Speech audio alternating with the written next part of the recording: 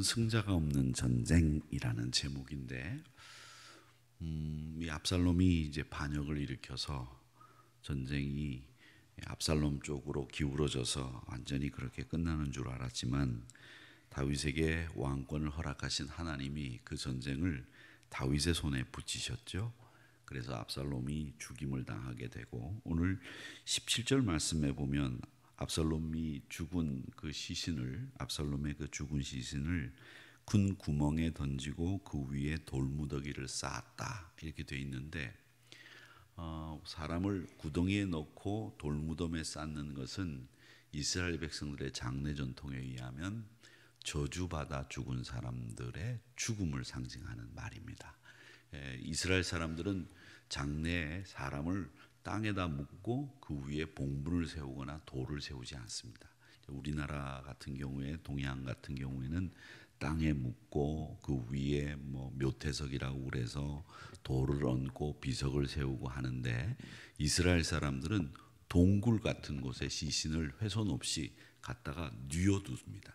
뉘어뒀다가 풍장처럼 시간이 흘러서 뼈만 남게 되면 그 뼈를 추려서 조상들이 있는 그 뼈에다 같이 합장을 하는 겁니다. 그래서 머리뼈는 머리뼈대로, 갈비뼈는 갈비뼈대로, 대퇴부뼈는 대퇴부뼈대로 쭉 모아놓는 것이 이스라엘 사람들의 장례 문화이죠.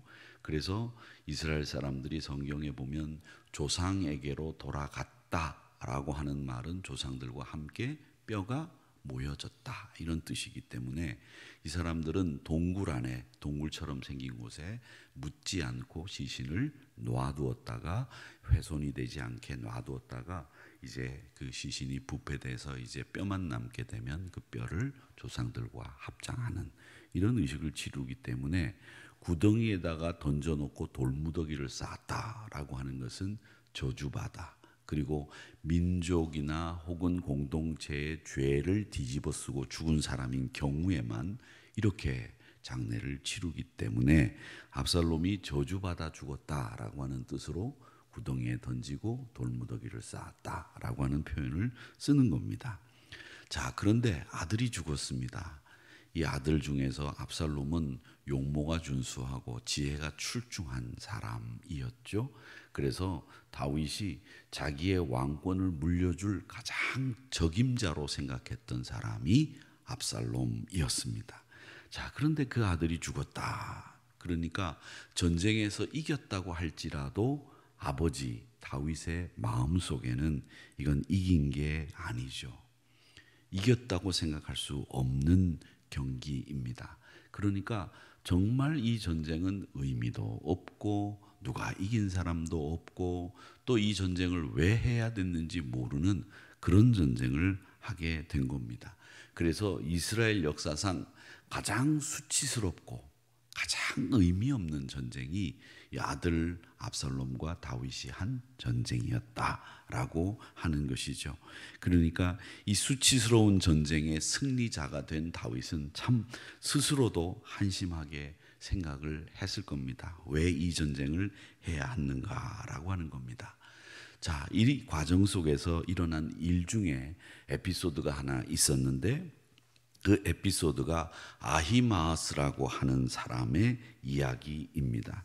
이 아히마아스가 그 전쟁에서 압살롬이 죽고 이겼다는 소식을 기어이 자기가 전하겠다 이렇게 나선 겁니다. 이 아히마아스는 사독이라고 하는 제사장의 아들인데, 이 사람이 요압에게 부탁을 해서 내가 이 전쟁의 승전보를 왕 다윗에게 전하겠습니다. 이렇게 요압 장군에게 가서 사정사정을 하는 겁니다.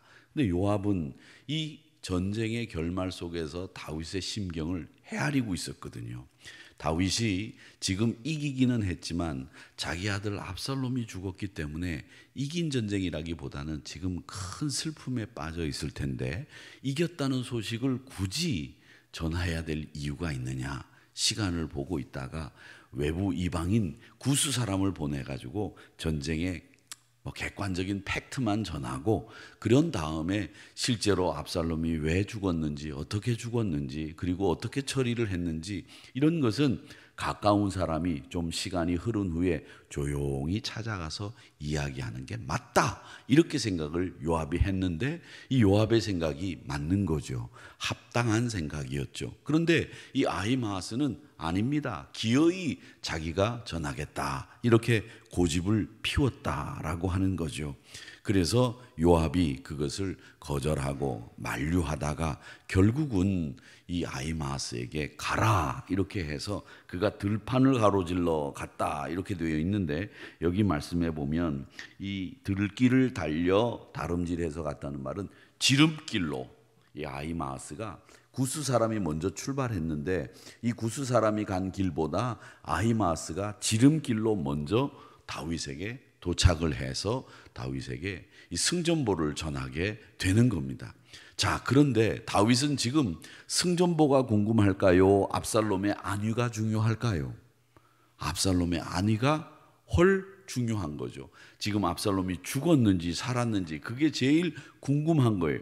전쟁은 지금 전세가 기울어져서 다윗의 군대가 지금 요압의 군대가 이기고 있다는 소식을 이미 들었기 때문에 이 압살롬을 죽이지 않고 좀 어떻게든 살려줘야 되겠는데, 압살롬은 죽었는지 살았는지 이 근황을 알고 싶어하는 이 다윗에게 아히마아스가 지름길로 달려가서 얘기하는 겁니다. 전쟁에서 이겼습니다. 이미 그 소식은 들어 알고 있고 압살롬의 근황이 궁금해서 압살롬은 어떻게 됐느냐 그랬는데, 정작 아히마아스는 자기가 승전보를 전해야 되겠다라는 생각에만 골똘히 빠져 있다가 압살롬이 죽었는지 살았는지 그건 파악하지 못한 거죠. 실제로는 아무것도 모르고 달려온 거죠. 그래서 아히마아스에게 물어봅니다. 압살롬 어떻게 됐느냐 그랬더니 사람들이 시끌벅적하기는 하던데 어떻게 됐는지를 모르겠습니다, 이렇게 얘기하니까 참 쓸데없는 짓을 한 거죠. 물론 다윗에게 승전보가 중요하다고 생각을 하고 달려갔겠지만 다윗은 그게 중요한 게 아니지 않습니까?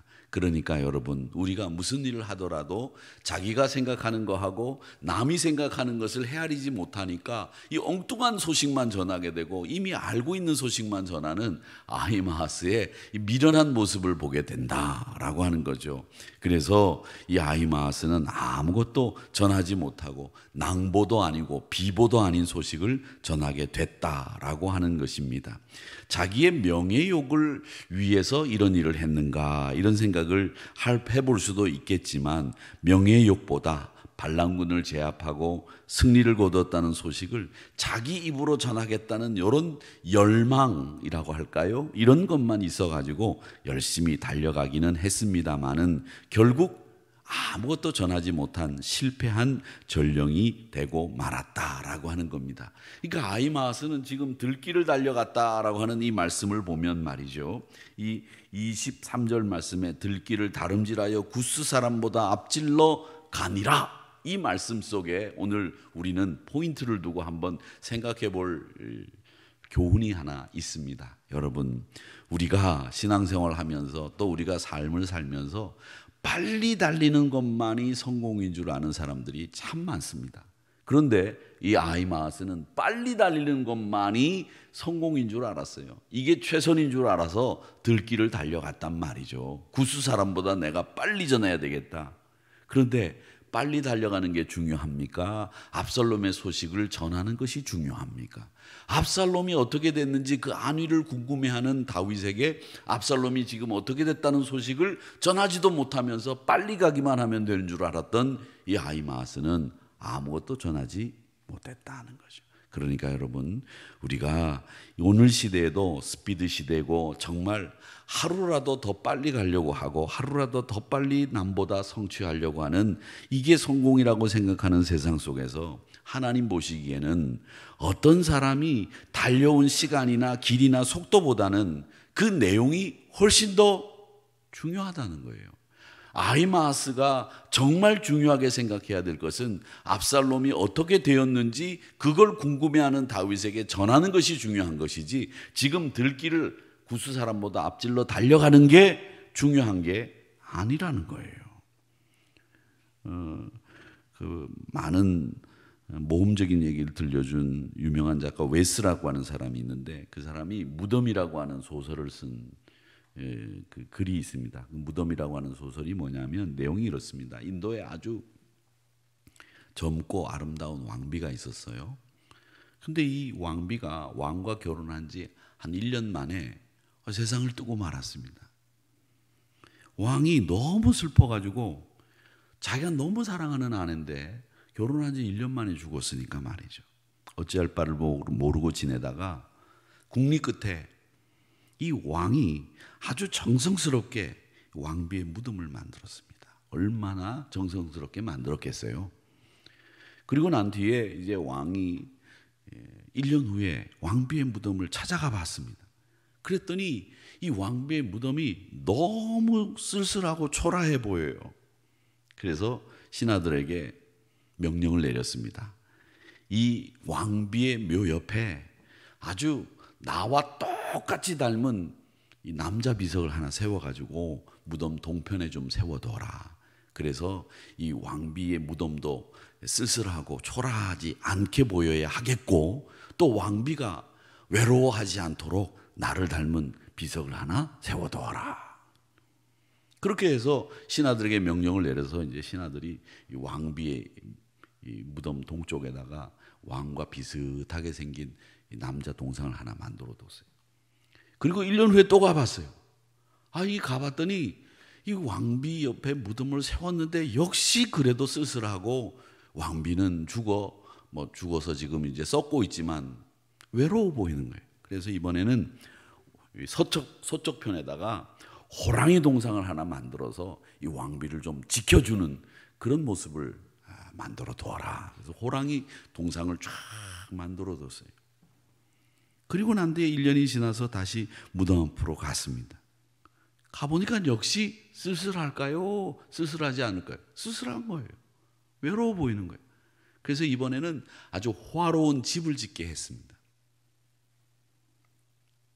그리고 무덤 뒤에는 권력을 상징하는 훌륭한 성곽을 세웠습니다.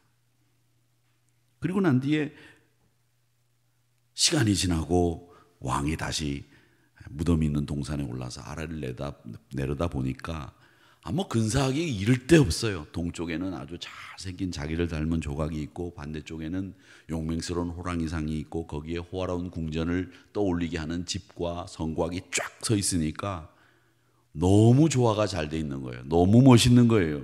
그래서 왕이 흡족한 마음으로 더 자세하게 살펴볼 양으로 자세히 가서 보니까 그 가운데 뭐가 있느냐? 초라하게 서 있는 무덤이 눈에 거슬렸습니다. 그래서 왕이 신하들에게 이렇게 말했다는 겁니다. 저 가운데 있는 무덤 치워버려라. 그래서 가운데 있는 무덤을 치워버렸다는 얘기예요. 근데 그게 뭐 때문에 성곽이 서고 뭐 때문에 사람 동상이 서고 호랑이 동상이 섰습니까? 무덤 때문이잖아요. 그런데 그 무덤을 나중에는 초라하니까 자기 눈에 보기 싫다고 치워버려라. 결국 이게 뭐냐? 자기 눈에 자기 생각에 흡족한 대로만 살다가 실제로 그 알맹이를 다 잃어버리는 인생의 모습을 그려놓고 있는 예화입니다. 여러분, 내용은 사라지고 껍데기만 남는 이런 이야기들이 이 세상에 얼마나 많이 있습니까? 이 아이마스가 우리에게 보여주는 이야기, 교훈은 바로 그겁니다. 내용은 없어지고 껍데기만 남은 들기를 구스 사람보다 앞질러가는 것만이 능사라고 생각하고 성공이라고 생각했던 이 아이마스의 잘못이 우리에게는 없는가, 이런 생각을 해봅니다. 그래서 이 아이마스를 보면서 내용 없는 껍데기만 추구하고 내용 없는 형식만을 추구하는, 그리고 가장 빨리 달리는 것만이 성공이라고 생각하는 이 현대인들의 잘못된 생각 앞에서 정말 중요한 것이 뭔가, 이걸 우리가 이 아침 시간에 생각해 보아야 될 것 같습니다. 그리고 또 하나, 이겨도 아무도 기뻐할 수 없는, 승자가 없는 이 전쟁에서 그 승전보를 알리는 것이 무슨 의미가 있는지를 한번 생각해 보자는 거죠. 그 승전보는 정말 의미 있는 승전보가 아니고요, 정말 중요한 것은 압살롬을 잃은 아비인 이 다윗의 마음을 누가 찾아가서 위로해 줄 것인가 라고 하는 게 중요한 것이죠. 그러니까 참 내용이 뭐고 참 우리가 해야 될 일이 뭔지 모른 채로 그저 앞서가고 그저 달려가고 그저 남보다 성공했다는 소식을 들을 수 있는 우리 눈앞에 보이는 것 때문에 우리의 본질을 잃어버리는 이런 일들이 없었으면 좋겠다. 하나님의 은혜의 손길을 찾고 찬양과 감사를 드리며 우리 신앙의 본질이 무엇인지를 헤아릴 줄 아는 우리 신앙인들, 우리 한우리 성도님들 다 되시기를 주님의 이름으로 축복합니다. 한 주간 내내 하나님 안에서 또 은혜 안에서 살아가시기를 바라고 내게 정말 소중한 것이 무엇인지를 헤아릴 줄 아는 한 주간이 되시면서 항상 복된 길 걸어 가시기를 주님의 이름으로 축복드리면서 하나님의 은혜 아래 머무는 삶이 되기를 바랍니다.